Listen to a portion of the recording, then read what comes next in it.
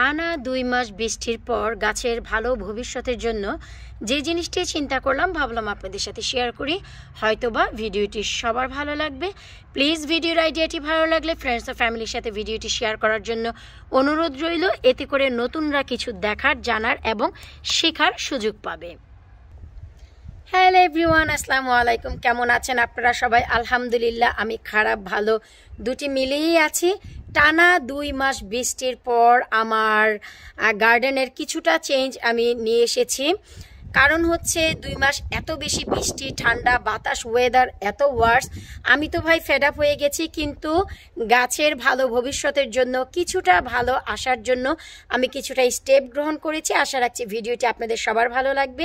ভিডিওটি ভালো লাগলে প্লিজ ভিডিওটি শুরু থেকে শেষ পর্যন্ত না টেনে দেখার চেষ্টা করবেন। এতে করে আপনারা কিছু দেখতে পারবেন, জানতে পারবেন এবং শিখতে পারবেন। কারণ আমি চেষ্টা করি আমি আমার এক্সপিরিয়েন্স থেকে যা পাই তাই আপনাদের সাথে শেয়ার করতে।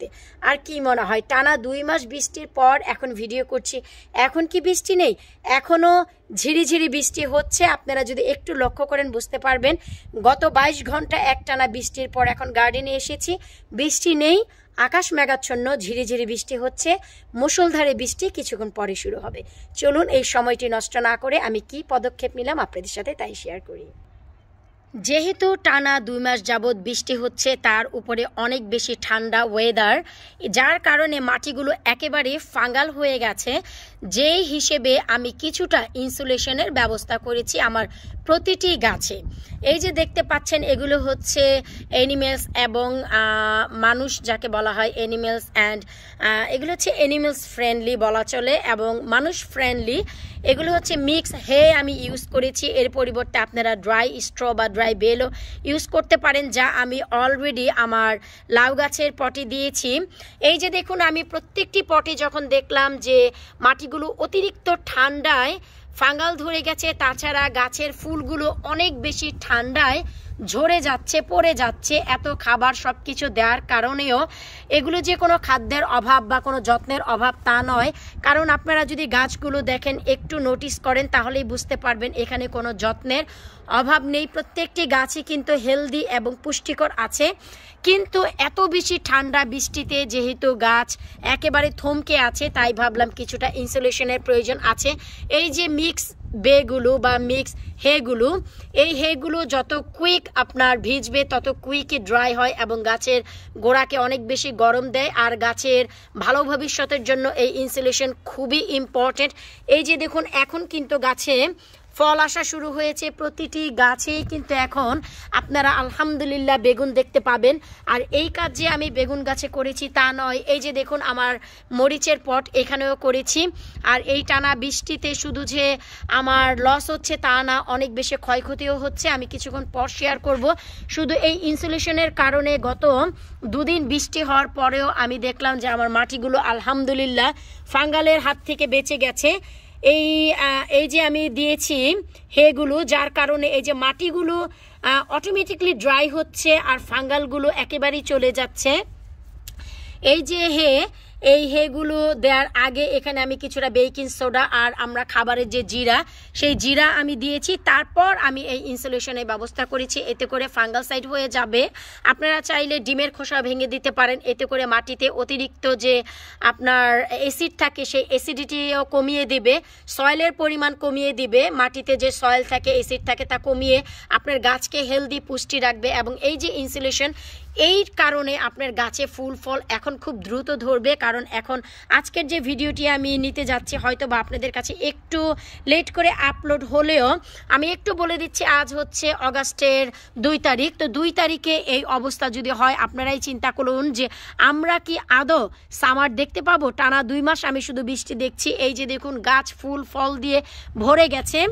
কারণ হচ্ছে এই ফুল ফলের কি কারণ, আমি একটি ভিডিও খুব শীঘ্রই আপনাদের সাথে শেয়ার করব যে এত বেশি ফুল ফল কিভাবে হবে আর এই ফুল ফলগুলো এই ঠান্ডাতেও কিভাবে টিকিয়ে আপনারা অ্যাটলিস্ট খেতে পারবেন, তার ভিডিও আমি শেয়ার করব। সাইডে এই যে দেখুন নাগামরিচের গাছ, এখানেও আমি ইনসুলেশনের ব্যবস্থা করেছি। যেখানে যেখানে আমার গার্ডেনে জায়গা আছে, যেখানে যেখানে আমার গার্ডেনে পট রয়েছে ঠিক এমন, এবং যেগুলোকে ইনসুলেশন করা যায় আমি করেছি। কারণ এই যে দেখুন, শুকরে আলহামদুলিল্লাহ এখন শুধু ভুরি ভুরি বেগুন আসবে। এই যে দেখুন ঝাঁকে ঝাঁকে এখন বেগুন আসবে, আর এই বেগুনগুলো এত কিভাবে এসেছে তার একটি ভিডিও খুব শীঘ্রই আমি আপনাদের কাছে নিয়ে আসবো। এই যে যেমন গাছগুলো এগুলো ছোট বলে আমি কোনো প্রকারের এখানে হে বা ড্রাই বেল ইউজ করতে পারিনি।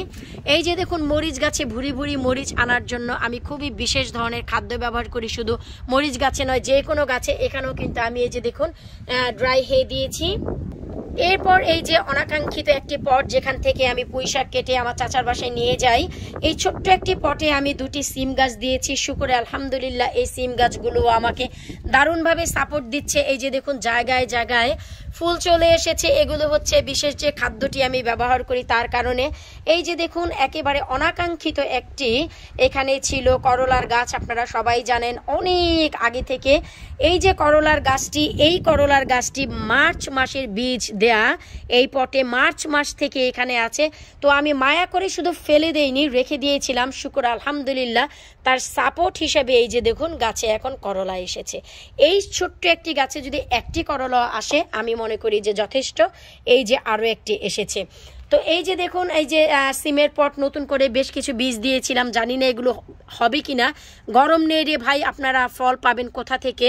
খাদ্য দেওয়ার কারণে এবং কীটনাশক দেওয়ার কারণে গাছগুলো রোগমুক্ত আছে এবং দারুণভাবে বাড়ছে, ফলও দিচ্ছে। কিন্তু অতিরিক্ত গরম যদি না পায় ফলগুলো আপনারা যেই রকম আশা করবেন খাওয়ার জন্য ওই রকম হবে না। এখানেও আমি ড্রাই বে দিয়েছি। এই যে দেখুন অলরেডি বৃষ্টি কিন্তু হচ্ছে, আমার ক্যামেরাও ভিজছে। আমি এখনই চলে যাব, শুধু এই ভিডিওর জন্য এসেছি। এই যে করলার পট, এই পটেও মাটিগুলো এত বেশি ফাঙ্গাল হয়েছিল আলহামদুলিল্লাহ। এই যে আমি যে বে দিয়েছি যার কারণে ফাঙ্গালগুলো সব কিন্তু এই যে দেখুন হের উপরে চলে এসেছে, আর এইগুলো খুব কুইক শুকিয়ে যাবে আর ফাঙ্গালগুলো একেবারে নির্মূল হয়ে যাবে। তারপর এই যে আমার করলা গাছটিও চমৎকারভাবে বাড়ছে। আমি চিন্তা করেছি করলা খেতে খেতে এই গাছটি এখন তুলে ফেলবো মার্চ মাস থেকে। এই করলা এখন আর মাচাটি রাখবো না, যেই করলাগুলো আছে সবার জন্য রেখেছি, সবাই আসলে খাবো, তারপর গাছটি তুলে ফেলবো। শুকরে আলহামদুলিল্লাহ এই হচ্ছে আমার গাছের চিচিঙ্গা, যার ভিডিও আপনাদের সাথে শেয়ার করা হয়নি, খুব শীঘ্রই আসবে।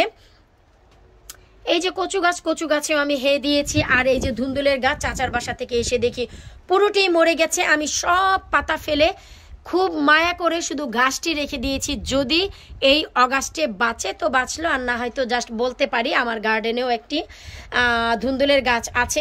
এত টানা বৃষ্টি 2 মাস, এই যে দেখুন এত চমৎকার এই যে দেখুন হচ্ছে ধুন্দুল, কিন্তু ঠান্ডায় বৃষ্টিতে হলুদ হয়ে মরে যাচ্ছে। আর এই বৃষ্টিতে কিভাবে আপনারাই বা আসবেন, আপনারাই বলুন। এখানেও ড্রাই স্ট্র আমি দিয়েছি।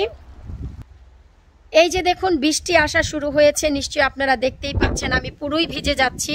তো এখন হচ্ছে কথা যে আমি কি করলাম, আমি ইনসুলেশনের ব্যবস্থা করে দিয়েছি আমার এই গাছে।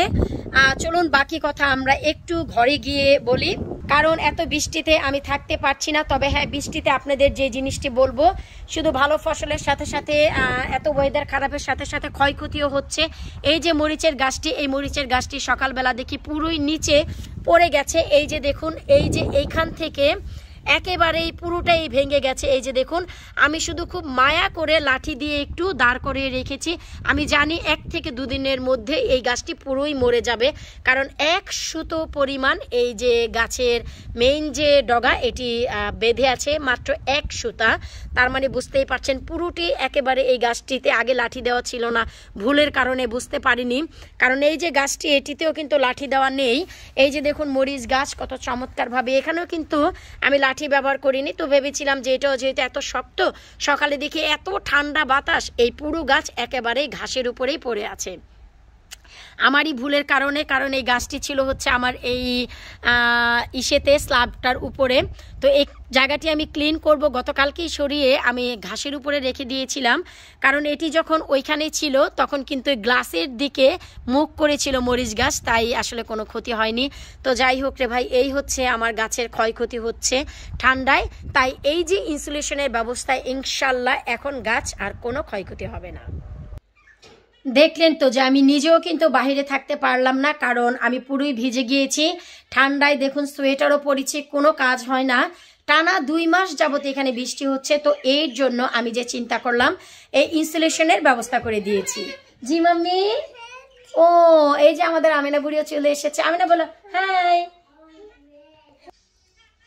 কারণ হচ্ছে এই ইনসুলেশনটি যদি আমি আগেই করতাম, আমার চাচার বাসায় যখন গিয়েছি আমার ধুন্দুল গাছে, তাহলে আমার গাছটিও কিন্তু মরতো না, বেঁচে থাকতো। কারণ এত বেশি বৃষ্টি, যতই ড্রেনেজ সিস্টেম ভালো থাকুক, অনর্গল বৃষ্টি হলে আমার পুকুর যেমন ভরে যায়, পটেও কিন্তু পানি ঠিক এভাবে আটকে থাকে, স্লোলি রিলিজ হয়।